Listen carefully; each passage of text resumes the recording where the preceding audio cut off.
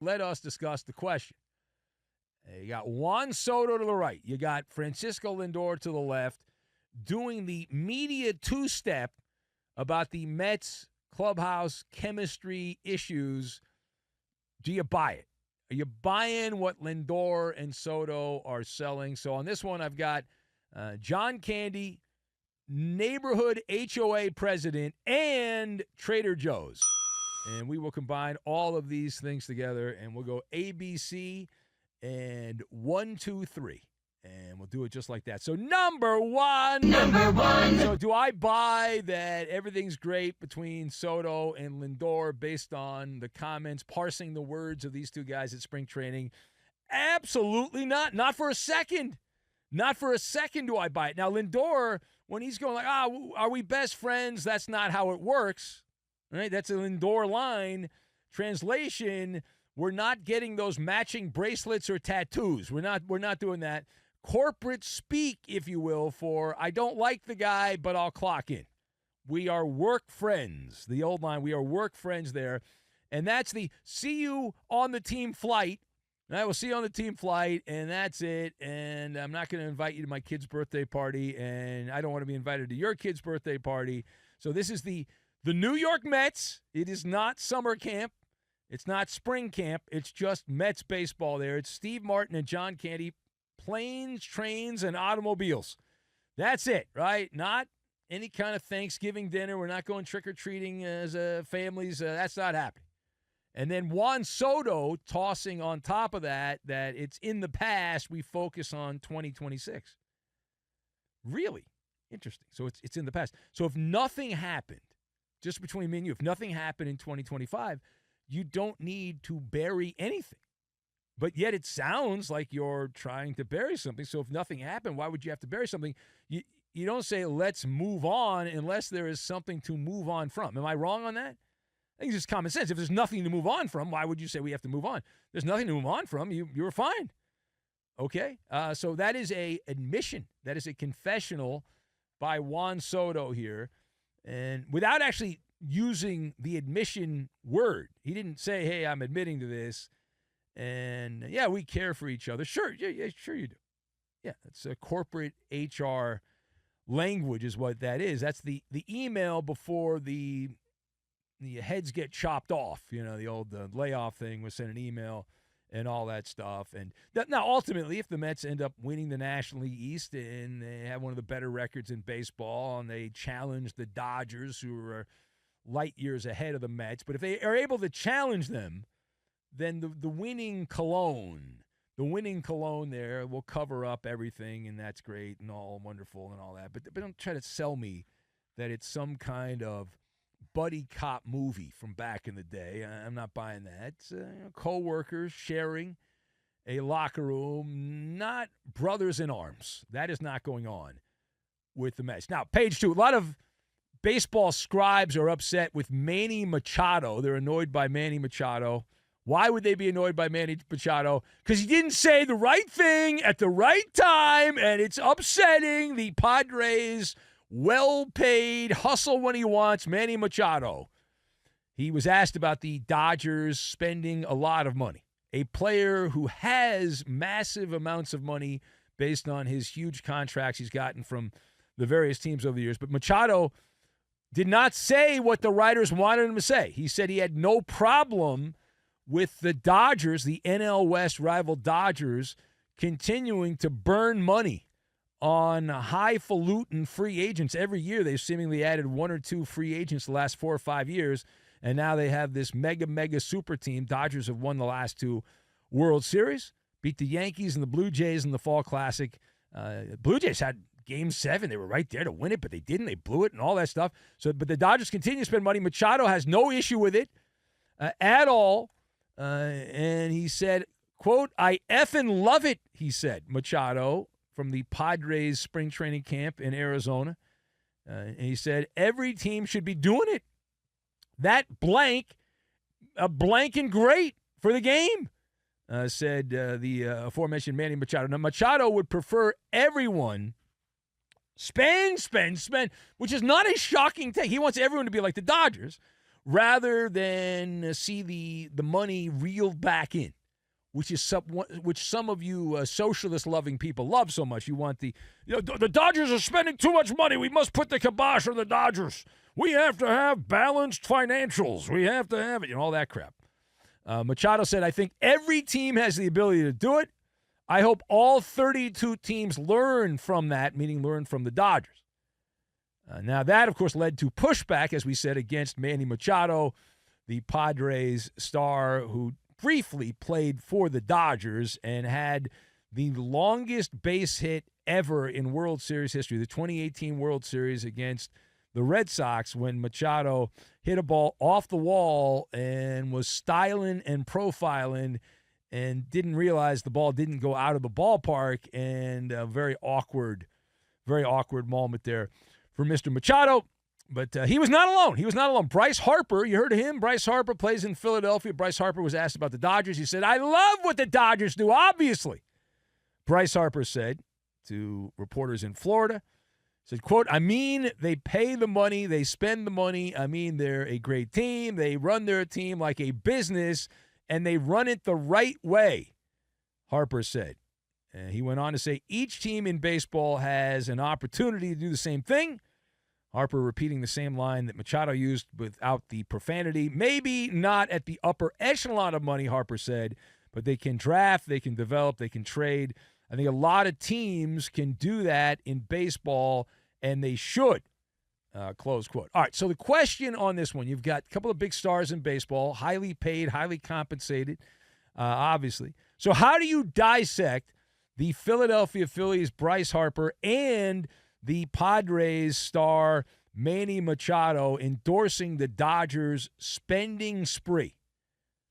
All right, so I wrote down on my report card, I wrote down E for expected, as in it's expected this would happen. MLB stars, in general, this is a point of demarcation. MLB stars want 30 teams to act like the Dodgers, right? And what the Yankees used to be, and they're not like that anymore. But that's obviously what you want, and you would want the same thing if you were playing Major League Baseball. Don't sit and say, oh, no, I don't want the Dodgers to spend any money. I don't like. Shut up. If you were a baseball player, or you had a kid that was a baseball player, you would want the Dodgers to be the model franchise for every team. Instead, you've got these people carrying the water for these cheap owners, and they're going around here, and half the owners in Major League Baseball act like the neighborhood HOA president. No fireworks. You can't have any fun. No landscaping upgrades. Nope, cannot do it. Cannot do it. No. We all agreed this neighborhood is going to be mediocre. We want mediocre. You can't put the razzle-dazzle. You're not allowed to put the razzle-dazzle. What's wrong with you and your razzle-dazzle? That's essentially where we are. It's pathetic. It's absolutely pathetic. They don't want parity, right? This big buzzword, parity. They want comfort. The owners want comfort. They want to pocket the revenue and have you support them making more money.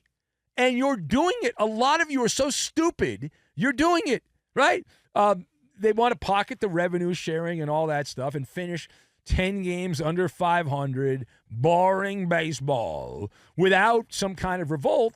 And they're actually getting people supporting them, which is fascinating to me, that there's so many dumb people that are supporting these tightwad owners. It's wild. Like, and the salary cap thing, that's not parity. It's about owners being too lazy to compete, and they want the rules rewritten because they're tired of the big kid winning the science fair every year. They're like, well, that's not right. And if you can't beat them, just legislate them, right? And you can't beat the Dodgers, so we'll just legislate so they have to get rid of some players. What a losers mantra. What a bunch of losers, right? Now, everyone's agreement is, 2027 is going to be a work stoppage, and it's all because of a line in the sand being drawn because of the Dodgers spending. It's coming. The tightwad ownership class in Major League Baseball, they loathe the Dodgers, can't stand the Dodgers because they get exposed by the Dodgers. They get exposed that they don't really try to win. And it's the same group, that scumbag who owns the Athletics, the Pirates, the Reds, the same teams year after year are in that class. And it's just a loser's attitude. Like, somebody, what happened to the people? It's like, listen, there is a giant dragon, fire-breathing, three-headed dragon out there. And so let's pick up the sword, and we are going to be the Dragon Slayer. And we're going to be the team that they make the documentaries about because we beat the big, bad, mighty, fire-breathing, three-headed Dodger dragon. We're going to beat them. And instead, you just have a bunch of people whining. It's not fair. Oh, my God, it's not fair. Boo-hoo-hoo. Oh, my God. Such losers. I'm embarrassed for people that think that way. It's such a loser's attitude. Now, final point.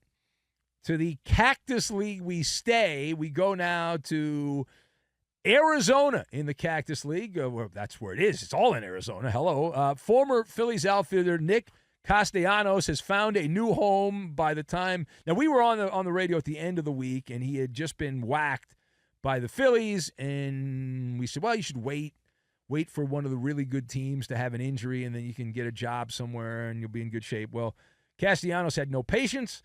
He did not make it through the weekend. He joined the Padres over the weekend after being unceremoniously dumped by the Phillies because of a Presidente beer that he was drinking in the locker room last summer, or actually on the bench. I don't know if he was drinking it, but he brought it to the bench and started harassing the Phillies manager in front of everyone else.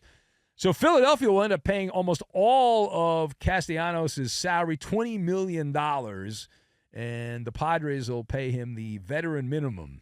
Now, I'm of the age. I remember when I was a kid, I used to hear stories about people that were making the veteran minimum, and they had to sell cars in the offseason. They had to get jobs in the offseason. Do you know what the minimum salary for a veteran baseball player is in the year 2026? Yeah.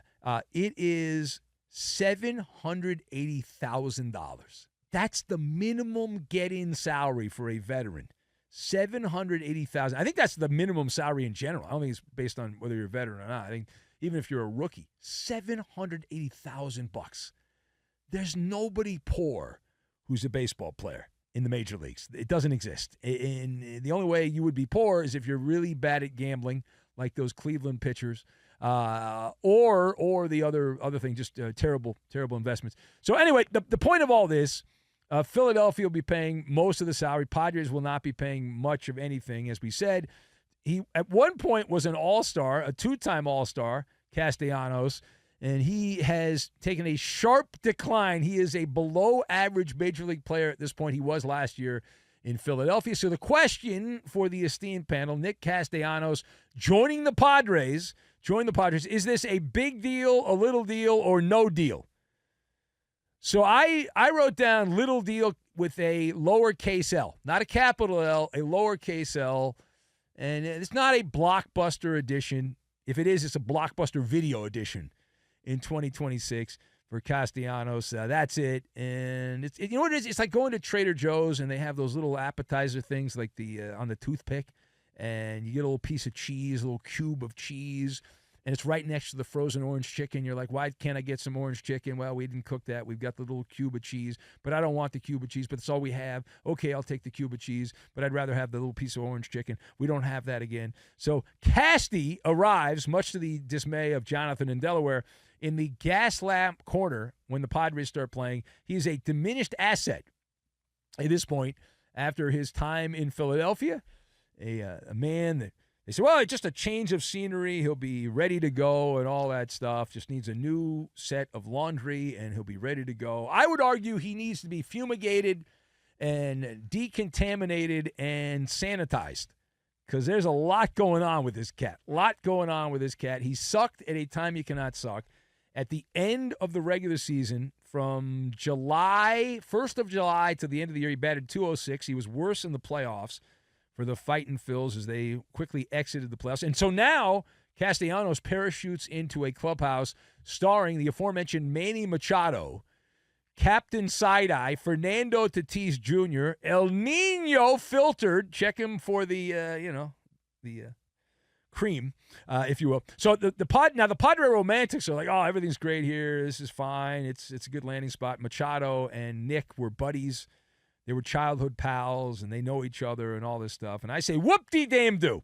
They're grown-ass men right now, and this has a high chance of being a debacle. Now, if it is a debacle, the Padres will just say, bye-bye. They'll get rid of Castellanos. He won't be there very long. Padres are currently downwind from a toxic vapor cloud. Adding this guy in, they're just not as good as they have been in recent years. And that is a team you keep an eye on, the Padres. If they don't get off to a good start in the 2026 baseball season, we get to that July portion, and it could be burn, baby, burn in terms of a fire sale situation there as they start unloading some of these veteran players.